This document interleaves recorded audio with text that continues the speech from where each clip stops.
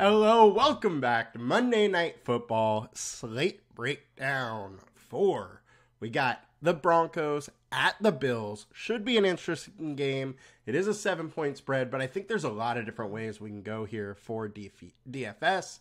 So we'll break into that. And before we do, come join us at LineStar. $39.99 per month gets you access to everything we do. You can start making some money like we are. All right, guys, now let's get into it. Let's get into the fun.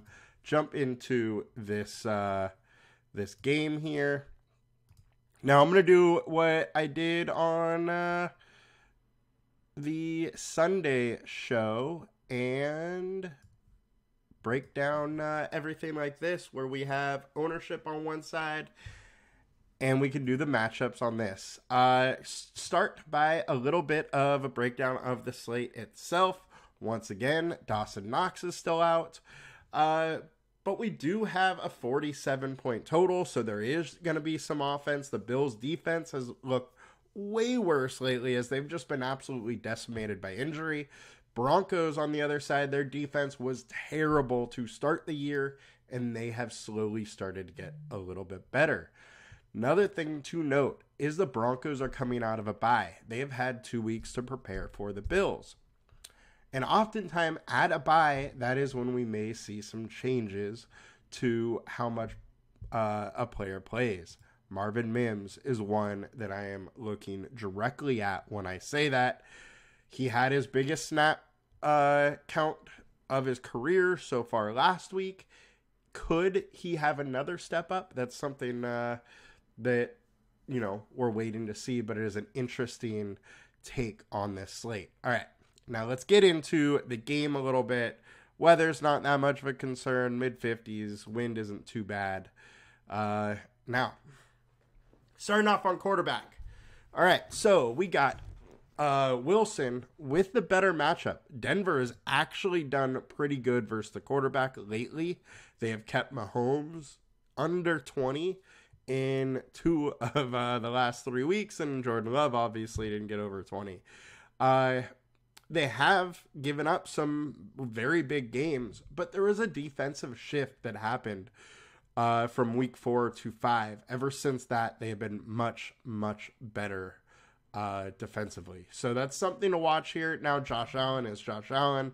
He can absolutely put up scores against, any defense. So I by no means would be saying let's not have Allen, but he is in a little tougher of a matchup. Bills been giving it up to quarterback lately. Look, Mac Jones, Mayfield, and Burrow have all thrown for at least 2 touchdowns versus them. Gave up 10 to Tyrod Taylor. Trevor Lawrence went for over 300 yards. Tua went for almost 300 yards. They gave up a lot on the ground there, though. So it's an interesting slate, and I absolutely think Russell Wilson is viable in this game. He has actually been decent throughout this season. We've had 1 ceiling game outside of that, consistent high teen games, couple into the 20s, but on a showdown slate, that is generally enough to get it done. Now, the thing that I think is very interesting, on DraftKings, Wilson's getting very, very little ownership. We know Broncos would like to just run the ball if they can, but that's not likely to happen. I think Wilson needs a lot more interest than what he's getting so far. So I think Wilson's very interesting. And if we go over to FanDuel, it's kind of more of the same, where he's not getting that much love as ownership. It is still much further down than old Josh Allen. Now, if we go into the running backs, we got Javonte Williams, clear-cut number 1. Last 2 weeks, he's had pretty much about a 60% snap share, which is similar to James Cook. But Javonte is in a solid matchup. Mixon did okay. Rashid White did okay. A lot of these backs have really, really got to the Bills through the receiving game. And that's what I think Javonte could do as well. I think we should expect 3+, maybe 4 receptions for Javonte, especially if they get behind, which the spread tells us they will. But I think he's just overall in a very good spot. And his workload has been way up since coming back from injury. Prior to that, we're seeing, low double-digit attempts, not a ton of targets, but getting some. And then now 15 carries, 4 targets, 27 carries, 3 targets. So we have a guy that clearly could get up into 20-plus touches and in a decent spot. So he is very, very interesting. Now, ownership is on board with that as well, as he is the highest owned running back on DraftKings and second highest on FanDuel. And the guy right behind him, James Cook. Cook's in a decent spot. Like I said, the Broncos have made a little shift on the defense, and they've got better recently. But earlier this season, they were getting torched on the ground. Now, does that come back this week? Possibly. But it's a wait and see type thing. I think Cook is fine. Only issue with him is, he's getting 55% of the work, and Latavius Murray is getting 45% of the work. And Latavius is getting a little bit more of the goal line work, which that scares me a little bit. But Cook has just been way more efficient with his touches. Cook is clearly the better back to be taking on the Bills. After Javonte on the Broncos side, we have both P. Ryan and Jaleel McLaughlin. Both of them are being used a little bit. Now, I personally like McLaughlin as a player much more, but the coaches might not, and that's the problem there.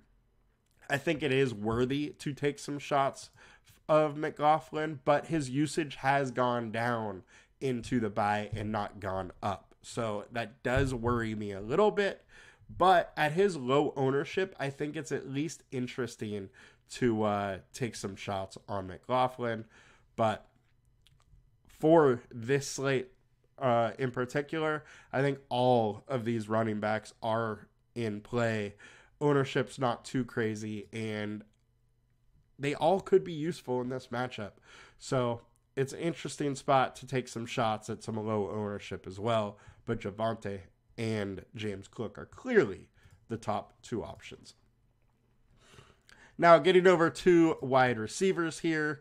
DraftKings ownership has Sutton and Judy as the 2 highest.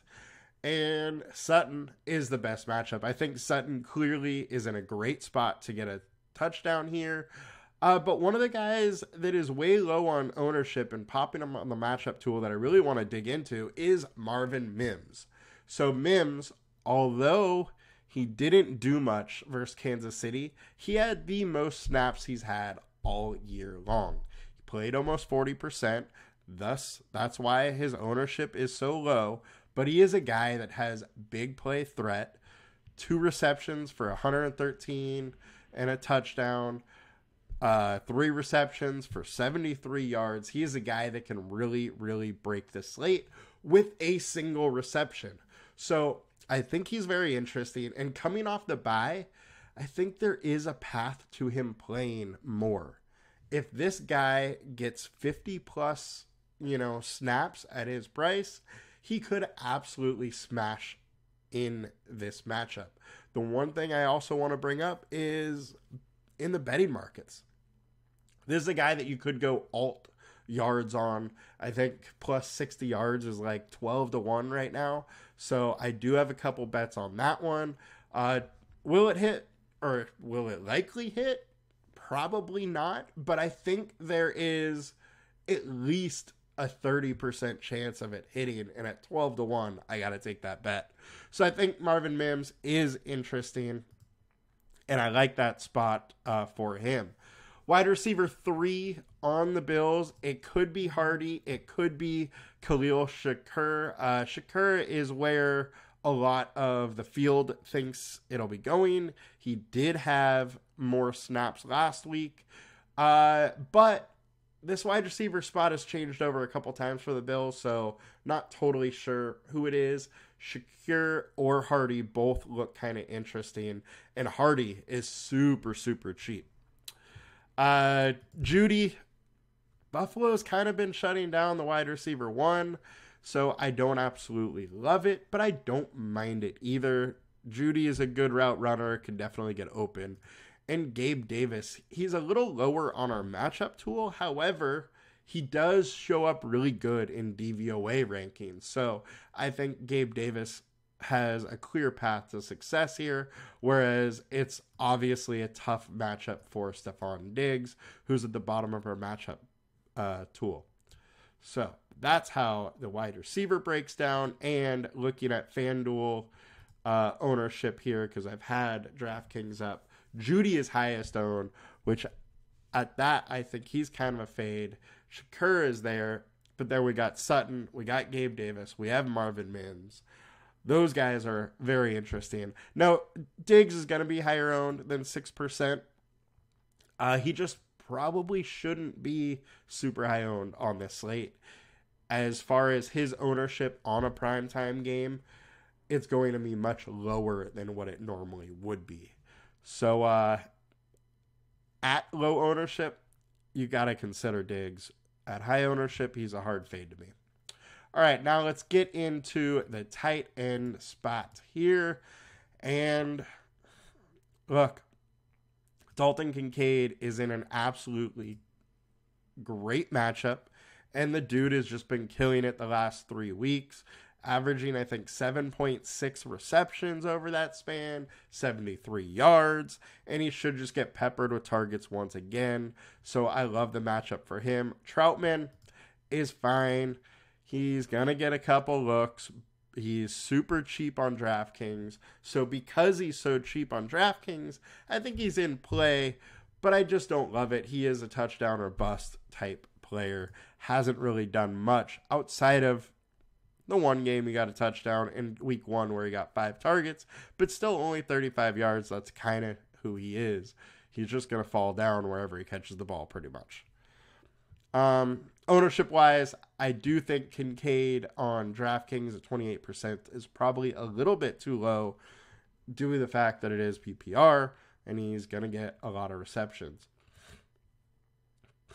On FanDuel side, it is similar. Dalton Kincaid or bust at the tight end, but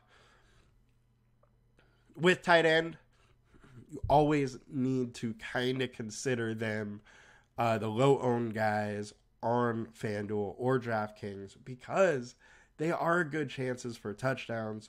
So I would still be looking at some of these lower-owned guys, but not playing very much of them. All right, now we got kicker.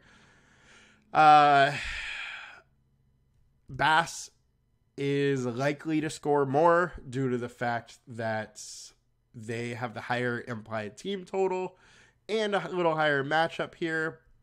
I think both kickers are in play. Ownership-wise, they're not getting that much love, and they probably should be getting a little bit more love than they are. Fine plays. Defensive-wise, everybody's going to the Bills. I would actually say the Broncos have been the better defense lately, and they are cheaper. But this Bills offense has been much better at home than away. So I don't love going there, but the projections on defense is harder than any other spot in fantasy football. It's just very, very hard to project a defense because touchdowns there are so fluky. So can a touchdown happen? Absolutely.